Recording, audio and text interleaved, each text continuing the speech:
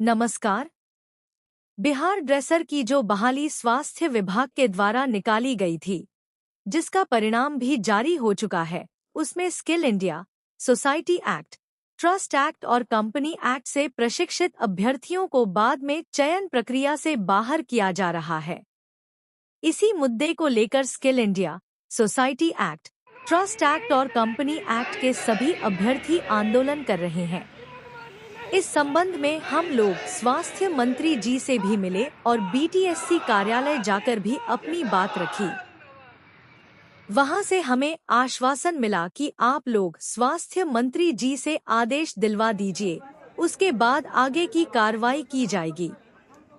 इसके बाद सभी अभ्यर्थी स्वास्थ्य मंत्री जी के पास गए और सभी दस्तावेज प्रस्तुत किए। वहां मौजूद अधिकारियों ने सभी दस्तावेजों को देखा और जांच करने के बाद कहा कि बीटीएससी की तरफ से गलती हुई है। स्वास्थ्य मंत्री जी के निर्देश पर हम लोग सचिवालय गए, जहां संबंधित अधिकारियों से मुलाकात हुई और आगे की कार्रवाई के लिए समय दिया गया। इसके बाद हम लोग न्यायालय जाने की तैयारी में लग गए, क्योंकि मामला न्याय से जुड़ा हुआ है। केस लड़ने के लिए खर्च की आवश्यकता होती है, इसलिए सभी अभ्यर्थियों से सहयोग राशि लेने की बात रखी गई। केस के संबंध में सभी अभ्यर्थियों का मानना है कि केवल न्यायालय पर निर्भर रहने से हमारा उद्देश्य कमजोर हो सकता है, क्योंकि कोर्ट की प्रक्रिया लंबी चल सकती है और इसमें काफी समय लग सकता है।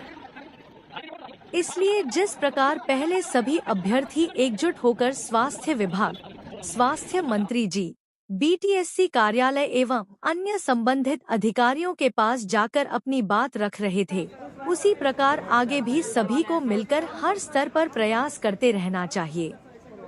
इसके अलावा सभी साथियों से निवेदन है कि यदि कोई अभ्यर्थी केस से संबंधित कोई जानकारी लेना चाहता है या कोई सवाल पूछता है, तो उसका सही तरीके से जवाब दिया जाना चाहिए।